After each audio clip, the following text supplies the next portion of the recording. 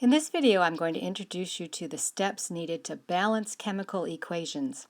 Like writing names and formulas for chemical compounds, this is a skill that you only develop by lots of practice. It's very important in chemistry, and you will have a chance to practice this a lot in class. To start with a bit of review, chemical reactions, of course, cause chemical changes. You can't see a chemical change unless you are in the middle of a reaction. The chemicals or the compounds you start with, your reactants, are not going to be the same chemicals or compounds that you end up with, the products. But the atoms themselves cannot be created or destroyed. These atoms can only be rearranged. This is known as the law of conservation of mass. The exact elements that are present in a chemical reaction remain the same even if they are forming different compounds, and it provides the basis for everything we do in balancing chemical equations. Remember that chemical reactions can be described either just by words in a sentence or through chemical formulas. For an example, a word equation would be hydrogen and oxygen combined to produce water, whereas a formula equation would say H2 plus O2, and then arrow meaning producing or yielding H2O. Balanced equations, what we're trying to produce here in the next couple weeks in chemistry, balanced equations always have the same number of each kind of atom on both sides of the equation. And the arrow is what designates which side, because your reactants are on the left and your products are on the right. So the number and kind of atom on the left equals the numbers and kind of atom on the right. So the first step to building a balanced equation is to start with some kind of basic skeleton equation, the bare bones of the equation. So you take your sentence, your word equation, such as hydrogen and oxygen combined to form water, and you turn that into a basic formula equation. H2 plus O2 produces H2O. Just looking at that very simply, you can see we have 2 oxygen present here on the reactant side and only 1 on the right. So it must not be balanced yet, because if it was balanced, you'd have the same number of oxygen on both sides.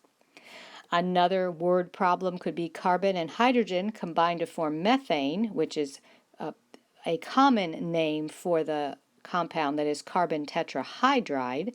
And so that formula equation would be C plus H2 yielding CH4. So when you have this skeleton equation, the next step is to count the number of atoms of each element in the reactants and in the products, so you know what you're starting with. What I like to do is to create a chart, like a T-chart. So by drawing a line under the equation and then sort of dividing it in half where the arrow is, I'll write down what I have on the left, and I spell out. I'll write an H and another H, but you can also just write, 2H if you want to write it that way. And then we've got an oxygen, and over here we have 2 hydrogens and an oxygen. And then you want to balance each element one at a time by adding one whole molecule and then placing a coefficient in front of that formula to show that you've added additional molecules. So what you want to do is look at what you have and start with something that doesn't match. So our hydrogens match in this particular equation, but our oxygens do not. Whenever you have an element that doesn't match, a good technique is to start with the one that you have the odd number of and double that by adding another whole molecule. So in this case, we only have 1 oxygen here on the right. So we're going to look at this 1 oxygen and say there's 1 oxygen here and there's 2 oxygen here. So I want to turn that 1 oxygen into 2 by adding another whole water molecule. You have to bring down a whole water molecule, so we're going to have 2 hydrogens. And I think I've hit a bad spot on my iPad. It doesn't want to write. Probably years and years of making these videos, I have a dead spot. So I brought down a whole other molecule, so now I have 2 molecules of water represented in my little chart. And so now we've got my oxygen taken care of. I have 2 oxygens on the right that match up with my 2 oxygens on the left.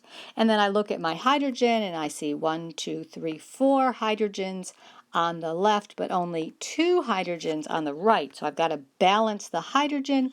I will bring down another whole molecule of hydrogen, which is H2.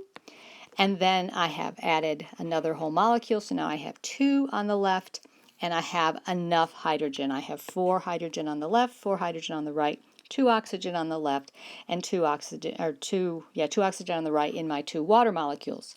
So my balanced formula would say 2H2 plus O2, or 1 oxygen. We have an invisible 1 right here, gives us 2 molecules of water. And that formula now has been balanced. Repeating this process for the second example we had, a carbon plus hydrogen gas giving us methane. We want to start by counting the molecules that we have on either side of the equation. So I have 1 carbon over here, and again I have 2 hydrogen. And on the other side I have 1 carbon, and I have 4 hydrogen. And I find by putting everything in a line, it does make it a little bit easier to keep track of things. So then if we go through and count the carbon on the left and on the right, you can see we have 1 carbon, but we've got 2 hydrogen here and 4 hydrogen on the right. So we need some more hydrogen.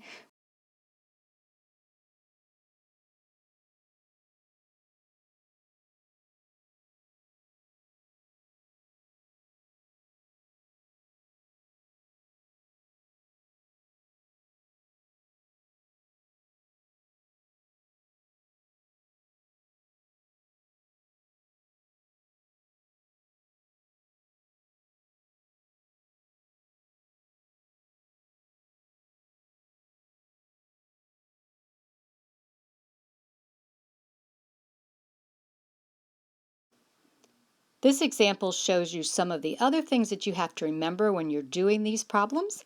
It says ammonia combines with copper 2 oxide to yield copper, nitrogen, and water.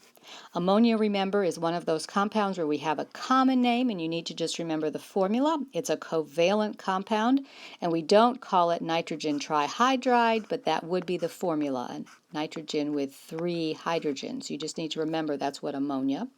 And it combines with, so this is going to be added to, copper 2 oxide. So you need to remember your rules for making ionic compounds and how to determine the formula from the name. And so ammonia plus copper 2 oxide will yield, so that's your little trigger that's going to be our arrow, and it's going to produce copper.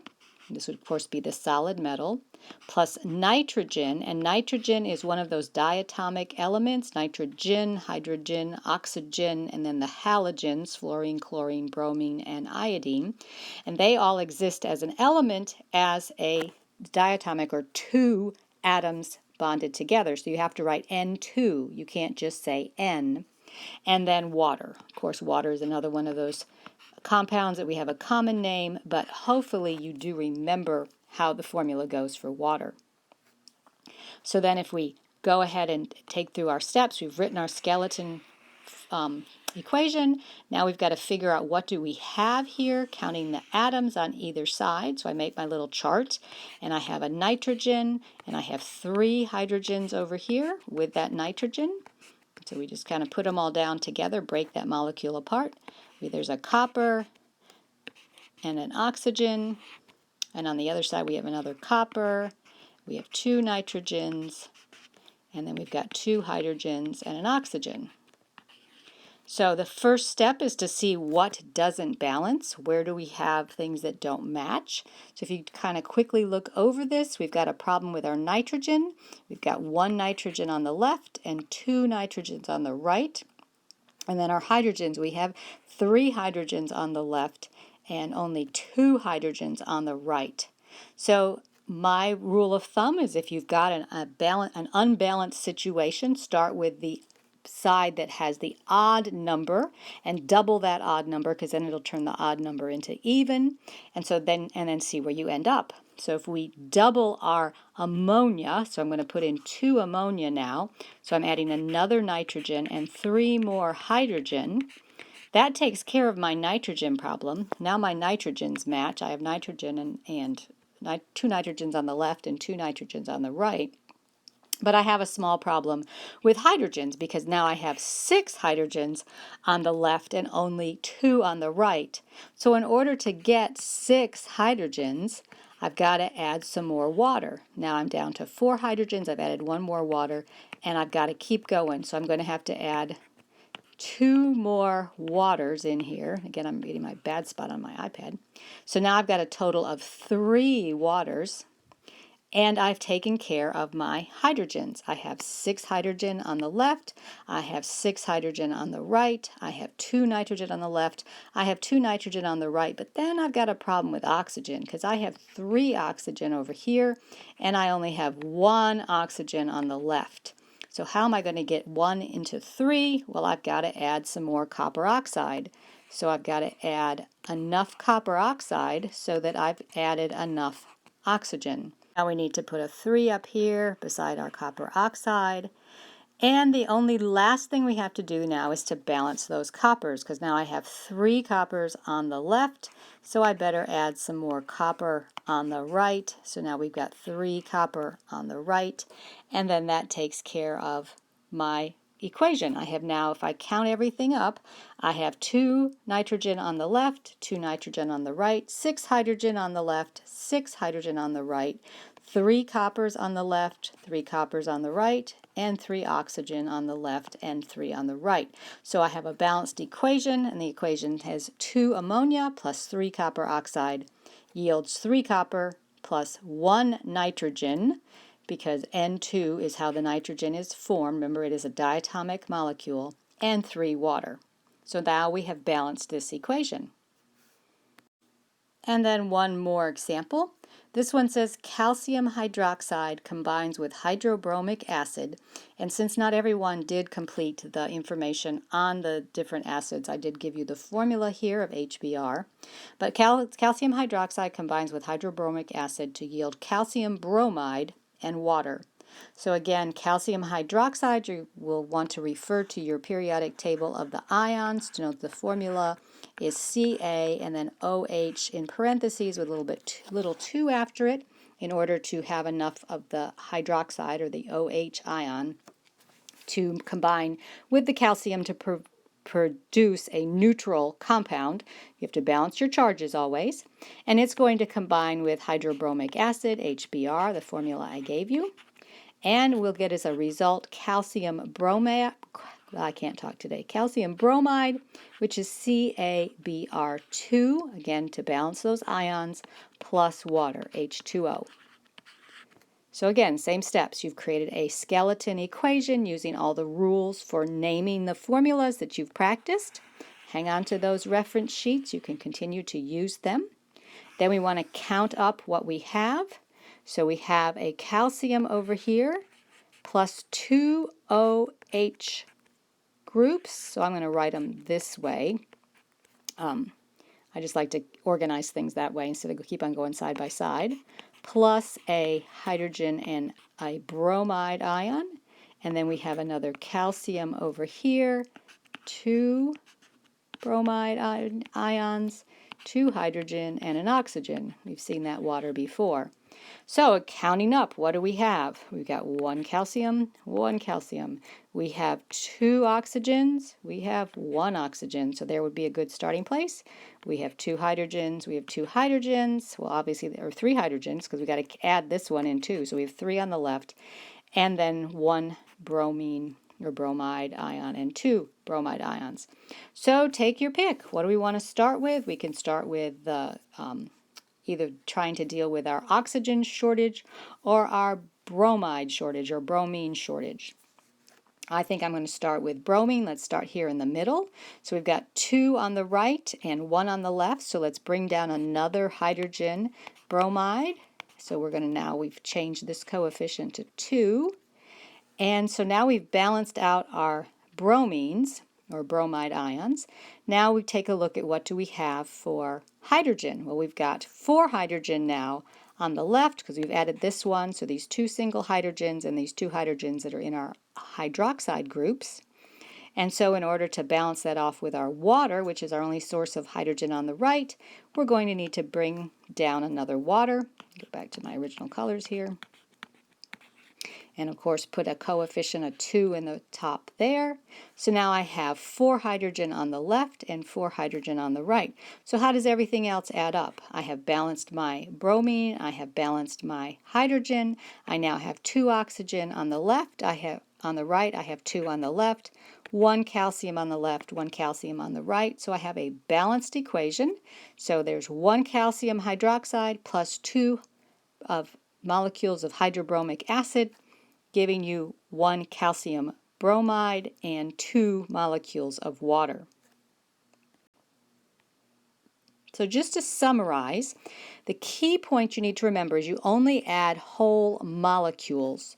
You don't add part of a molecule. You don't bring down 1 hydrogen from your water molecule. No, you bring down an entire water molecule and then change the coefficient to show that you have added another whole molecule. Never ever change subscripts in a chemical formula that you know is correct. So for example, we have the formula here for sulfuric acid, H2SO4. Again, if you find yourself short of an oxygen, you can't turn that into H2SO5. You have to bring down the whole molecule. You're only adding more molecules of each compound. And finally, you want to make sure that all your coefficients end up in the lowest possible ratio, because sometimes you can kind of get carried away and balance the equation, but you have created something that is not in the lowest ratio. So for example, the lowest ratio for this combination of this reaction where you combine hydrogen and chlorine to make, this case, hydrochloric acid, HCl, dissolved in water, the lowest ratio would be H2 plus Cl2, giving you 2 molecules of HCl. Even though if you had calculated it to be 2H2 plus 2Cl2, giving you 4HCl, that is a balanced equation. You would have the same number of molecules on both sides, but it's not the lowest possible ratio. Everything can be divided by 2. You always want to simplify equations just like you do in math, to have the smallest number of your the smallest whole number of your coefficient as possible. So as I said, this is a skill that becomes easier with practice, and I'm going to be sure to give you some time to practice this in class so that balancing equations will not seem so frightening.